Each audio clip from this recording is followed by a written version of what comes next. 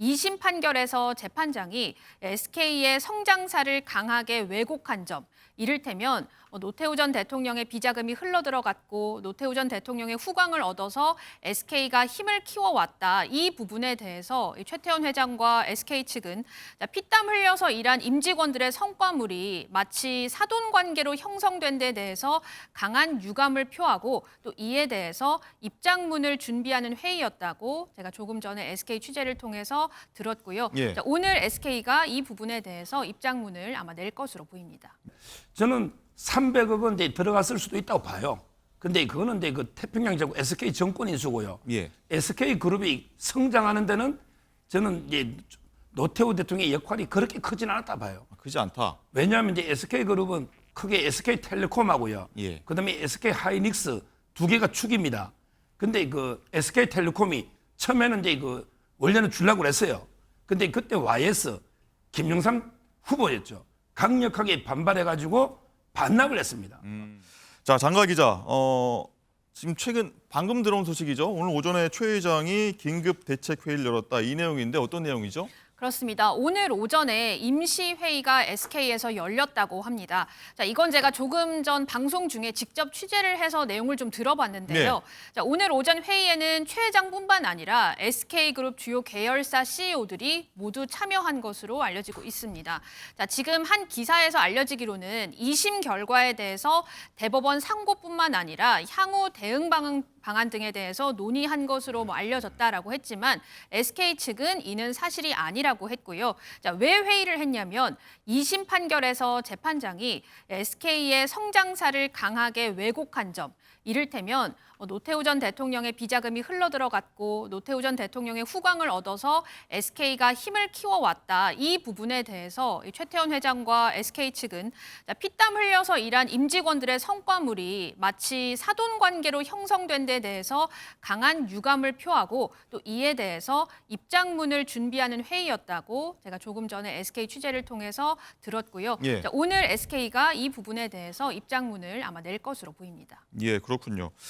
자, 그리고 주목되는 게 그거지 않습니까? 노소영 관장의 입장이 좀 바뀐 부분, 이 부분인데 장가 기자 어떻습니까? 이 SK의 우호 지분에 남을 것이라고 노 관장이 얘기했는데 말을 바꿨습니다. 아직 정해진 바가 없다. 이게 뜻하는 바가 뭔가요? 우선 노소영 관장의 이 법률 대리인을 통해서 이 노 관장은 SK그룹 지배 구조가 흔들리는 것을 원하지 않는다. SK 우호 지분으로 남겠다라는 내용이 언론에 당초 보도가 됐었는데 이후 노소영 관장 측이 SK그룹 지배 구조나 우호 지분을 생각할 상황 자체가 아니다.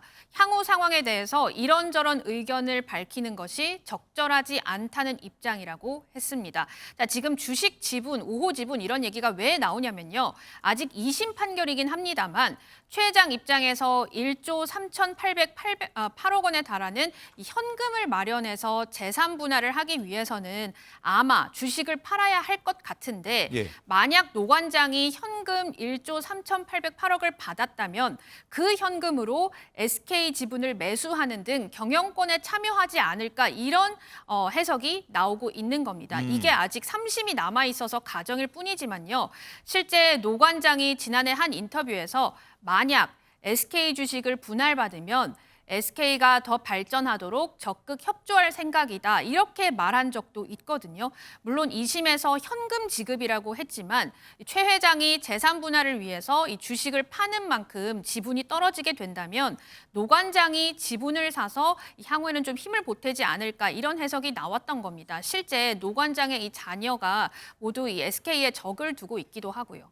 예, 장가 기자 일목요연하게 설명해 주셨고요. 저 하나하나씩 쟁점들 살펴볼 텐데 소 변호사님 일단은 뭐 재산 분할 액수가 어마어마한 것도 있지만 하나가 또 쟁점이 된 게 이 노태우 전 대통령이죠. 최태원 회장의 장인이죠. 전 대통령의 SK그룹 성장 배경이 노 전 대통령의 역할이다. 여기 비자금도 들어갔다. 이게 사실 재판부가 명시됐기 때문에 주목받고 있는 거거든요. 지금 이제 판결문에는 뭐 유형적인 거하고 무형적인 거. 예. 그래서 이제 이거 300억 비자금은 이제 유형적인 거죠. 그다음에 그 무형적으로 여러 가지 도움을 줬다. 이렇게 돼 있는데 저는 300억은 이제 들어갔을 수도 있다고 봐요. 근데 그거는 이제 그 태평양 제국 SK 정권 인수고요. 예. SK 그룹이 성장하는 데는 저는 이제 노태우 대통령의 역할이 그렇게 크진 않았다 봐요. 크지 않다. 왜냐하면 이제 SK그룹은 크게 SK텔레콤하고요. 예. 그다음에 SK하이닉스 두 개가 축입니다. 근데 그 SK텔레콤이 처음에는 이제 그 원래는 주려고 그랬어요.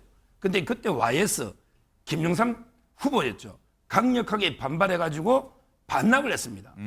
반납을 하고 나서 나중에는 이제 이거 공개 입찰로 갔어요. 그래서 이제 그때 주당 33만 5천 원에 공개 입찰로 산 거예요. 엄청나게 비싸게 산 겁니다. 따라서 SK텔레콤 인수는 이제 그 YS 때 공개 입찰했기 때문에 저는 노태우 대통령의 무형적 도움이 아니다 보고 하이닉스는 말할 것도 없고요. 따라서 너무 이걸 가지고 이게 마치 엄청나게 정경유착이 있어서 예. SK그룹이 그것 때문에 성장했다. 이거는 저는 좀 과도한 해석이라고 봅니다. 네, 뭐 대법원 가면 좀 다툼의 여지가 더 있다는 말씀이신 건가요? 알겠습니다. 자, 임주혜 변호사님, 일단은 이 관심이 이제 최태원 회장의 1조 3,800억이라고 하죠. 이 재산 분할 어떻게 마련할 것이냐인데 여기에 양도세까지 합치면은 1조 9천억까지 갈 거다. 저희가 키워드를 뽑았던 이 내용인데 어떤 내용입니까, 정확하게? 그렇습니다. 재산 분할 액수가요. 무려 1조 3,808억 원이 나왔습니다. 위자료 20억 원까지 합치면은 정말 어마어마한 금액인데요. 아무리 재벌 총수라고 해도 이 돈을 현금으로 당장 마련하기는 불가능에 가깝겠죠. 그렇기 때문에 당장 만약 대법원에서 이와 유사한 금액으로 확정이 된다면 이 자원 마련을 어떻게 할 것인가 이런 이야기가 나오고 있는데요. 이 SK그룹의 지배 구조를 보자면은 지금 이 정점에 SK 주식회사가 있습니다.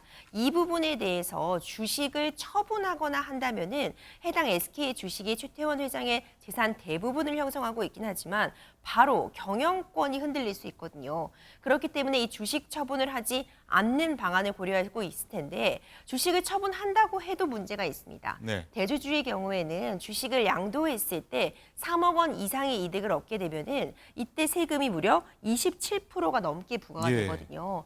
그러면 또 세금은 세금대로 나가고 경영권은 또 위협을 받고 이런 선택하기 쉽지 않을 거란 예측도 나오고 있고요. 그렇다면 생각해 볼 수 있는 것이 비상장 주식인 SK 시트론에 대한 매각 내지는 주식의 처분이 있을 것 아니냐 이런 이야기도 나오고 있고 아직까지 대법원 확정 판결 나오기까지는 기간이 남아있기 때문에 이 안에 어떤 방식으로든 자금 조달에 대한 계획도 세워둘 것으로 충분히 예측이 가능합니다. 네. 서 변호사님, 그리고 2심 판결이 만약에 확정된다고 하면은 최태원 회장이 이제 위자료를 하루라도 늦게 내면은 손해가 좀 어마어마하다고 해요. 지금 이제 재산 분할하고 위자료는 성격이 전혀 틀려요. 재산 분할은 이제 자기 재산 나누잖아요. 예. 따라서 이제 법원에 재판할 때 인지도 안 붙여요. 그다음에 그 확정되고 나서 주면 돼요. 그리고 그때부터 이자도 연 5%죠. 네. 대법원 판결되고 나서 그때 주면 돼요. 연 5%. 근데 위자료는 일반 채권입니다. 20억 있잖아요. 이거는 이제 그냥 소송 촉진에 관한 특례법에 따라서 연 12%고 이거는 이제 가지평도 할 수 있어요. 따라서 1, 2심에서도 이게 미리 주의됩니다. 그러니까 재산 분할과 위자료는 전혀 이자라든지 지급 시점, 그다음에 성격이 전혀 틀리다. 네. 이렇게 보면 돼요. 그렇군요. 알겠습니다. 자, 임주혜 변호사님, 또 이 둘의 소송이 여기서 끝이 아닌 게 두 사람이 얽혀 있는 다른 재판들도 있다고 하더라고요. 이거 계속 연계돼서 또 다른 재판이 결과가 나올 수도 있는 건가요? 그렇습니다. 연달아 지금 재판들이 예정이 되어 있습니다. 먼저 좀 주목할 만한 점은 바로 이 해당 항소심 판결이 나온 다음 날에 다시 첫 변론기일이 열렸는데 이 노소영 관장이 운영하고 있는 이 나비 아트센터가 SK이노베이션 건물에 입주를 해 있었어요. 임대차 계약을 맺고 들어와 있었던 건데 최태원 회장 측에서 1심 이혼 판결이 나온 직후에 이제 SK이노베이션에서 노소영 관장에게 이 아트센터가 이제 임대차 계약 기간이 종료되었으니 나가라 이런 퇴고 소송을 낸 것인데요. 이게 주목할 만한 점이 이게 단순히 임대차 계약 종료에 따른 소송인가 아니면 이번 항소심 판결에서도 언급이 된 것처럼 최태원 회장이 동거인에게는 좀 막대한 그런 이득을 지금 주고 있으면서 노소영 관장에게는 어떤 생활비 지급도 끊고 심지어 이 하나의 예로 이 해당 건물에서 퇴거 소송을 진행하도록 했다. 이런 부분도 어떤 유책 사유로서 한 가지 주장을 하고 있었거든요. 그러니까 이런 부분 때문에 노소영 관장 측에서도 해당 퇴거 소송 관련해서도 이 항소심 재판부의 이런 취지를 언급하며 이 소를 취하하는 것이 어떻겠냐 이런 언급이 있었다고 하고요. 예. 그러니까 이 부분에 대해서 이제 퇴거의 요구가 정당하지 않다 이런 부분이 필요한 것으로 보이고요. 이 소송뿐만 아니라 한 가지 좀 주목해볼 만한 소송이 더 있습니다. 이 노소영 관장 측이 지금 최태원 회장의 동거인을 상대로 해서 또 위조료 청구를 진행하고 있는 부분이 있거든요. 근데 이미 지금 최태원 회장 간의 이혼 소송에서 위자료가 지금 20억 원이 나왔습니다. 그렇기 때문에 이 부분 관련해서 불법성이라던가 또 피해를 요구하는 부분은 동일한 논리로 가져갈 거기 때문에 과연 액수가 얼마나 인정될 수 있을지 이런 부분도 좀 관심을 받고 있습니다. 예.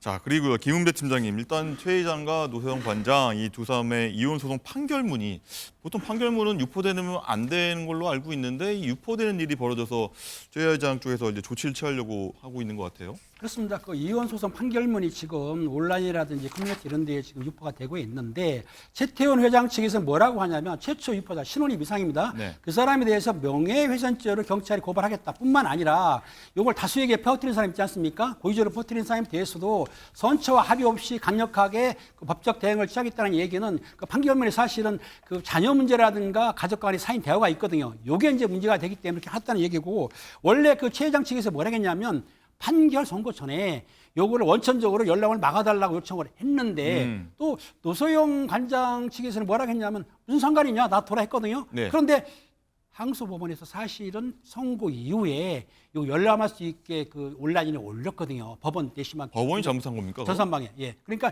일반인들도 볼 수가 있습니다. 가능합니다. 그러다 보니까 이게 퍼지니까는 최태원 이 회장 측에서는 상당히 이게 이제 곤란하기도 하고 문제가 된다 싶으니까는 법적 대응하겠다. 무슨 말이냐?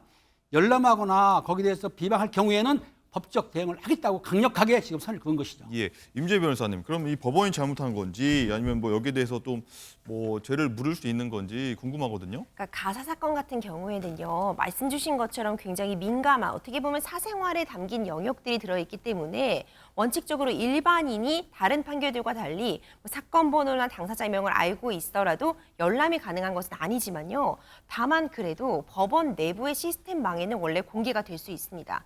왜냐하면 다른 판사님들도 해당 판결을 보면서 어떤 다른 사건에서도 이를 적용할 수도 있고 논리를 따올 수도 있는 부분이고 그렇기 때문에 일단 기록이 남아 있어야 되는 측면에서 당연히 전산망에 공개는 되는데 네. 경우에 따라서는 이게 좀 민감도가 큰 사건도 있을 수 있고 사생활 유출의 우려가 있을 경우에는 이렇게 공개를 하지 않도록 전산망에 올리지 않는 경우도 있었거든요. 근데 이번 사안 같은 경우는 최태원 회장 측에서는 이 전산망 공개도 하지 말아달라고 요청을 했는데 예. 사실 이거는 받아들이지 말지 받아들일지는 이제 판사님 계량이기 때문에 이 부분을 판사님은 전산망에는 올리신 것으로 보입니다. 알겠습니다.